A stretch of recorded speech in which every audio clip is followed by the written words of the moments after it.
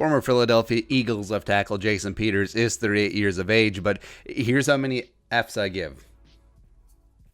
Zero. Goose egg. Nada. Yeah, I don't give a flying fudge. Sign him up. Don't care. Whatever it takes. Yeah, because the Vikings talked about for so many years, got to solidify the offensive line, except then they don't do anything about it, or they'll just take some slappy mid-round draft picks. Oh, here you go. Oh, it's Pat Elflein. Oh, he's a terrible center. Let's move him to guard. Oh, he's a terrible guard. All right, let's run it back with him. Let's give him a second year. Just completely shuddered of what the Vikings have done on the offensive line. More on that later this week. Yeah. So Jason Peters, last year, even at advanced age, 37 years old, was the number 4 graded left tackle in football last year, according to PFF, with an 87.3 PFF pass blocking grade. He also only allowed 3 sacks and 21 pressures. Now, I know. Riley Reeve, he's the perfect prime meridian. He is the Andy Dalton of left tackles. You're worried that he can't do better. And he's only 31, and I know he only gave up 5 sacks and 25 pressures last year. But who would you rather have? Just following straight up question. Would you rather have a 38-year-old Jason Peters and or a 31-year-old Riley Reeve? Or you could actually have both. We'll get into that in a sec. But here's the Jason Peters has never been ragdolled by a Khalil Mack, by a Nick Bosa. And, Riley Reeve overall played pretty decent last year, but it just at very inopportune times against a peak top-level competition is where he fell flat on his face. Riley Reeve is a perfect microcosm for the Vikings, where he's great against bad competition. He's great against bad to medium okay competition, but once again, against some top-of-the-food chain guys, it's over. I mean, Nick Bosa basically single-handedly won that game against the Vikings in the divisional round. He really did. All right, 97 just completely eviscerating 71, play after play after play after play. That's why the Vikings offense couldn't get anything going. That's why they had to play with one hand tied behind their back. That's why that they were completely hamstrung. That's why that they lost. Riley Reeve is the reason that the Vikings were bounced off the playoffs, because it was all set up.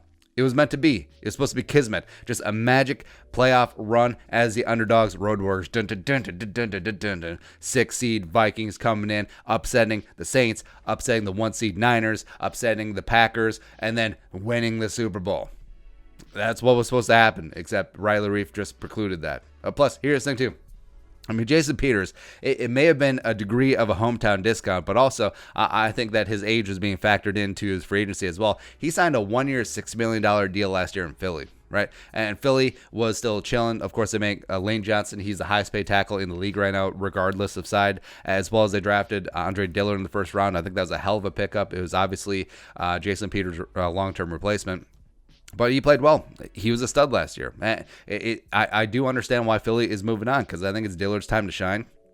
I think Peters has passed his prime a bit, but he can still add a lot of value. I mean, Andrew Whitworth was supposedly past his prime a number of years ago when he left Cincinnati to go out to the Rams, and he's still doing work at 38 years of age as well. So the fact that he is Jason Peters coming in at relatively cheap, still playing at an extremely high level, why not? I say bring it. Like, give him a raise. Make it, I don't know, $8.1 million. That's oddly the same cap amount that the Vikings will free up if and when they cut Xavier Rhodes. So it's what we talked about earlier in the week.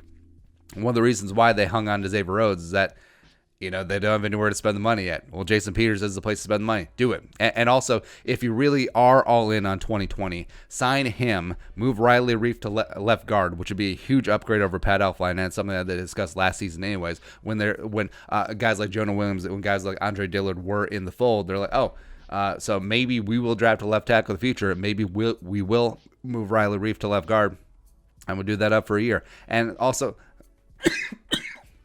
As I die. Oh no. Corona. Oh no.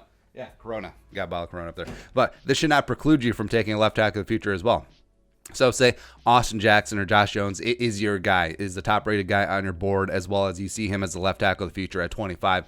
Jason Peters' signing should not preclude you. It's exactly a carbon copy of what they did in Philly last year, taking Andre Dillard. So Jason Peters, you're starting left tackle. Riley Reeve, you're starting left guard. And then all of a sudden, you have Austin Jackson, you have Josh Jones sitting there chilling. You can do some work, maybe get some sub packages, maybe play the 6 offensive linemen, some heavy packages, do that up.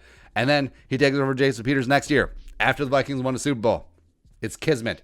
It'll work out perfectly, and that's probably why the Vikings won't do it. But your thoughts. Signing Jason Peters. Let us know in the comment section below. Also, subscribe for daily Vikings takes. If you want to support the work, pull us up in the Venmo. Plus, give us a follow on social media as well. But the next time, Skull, production value.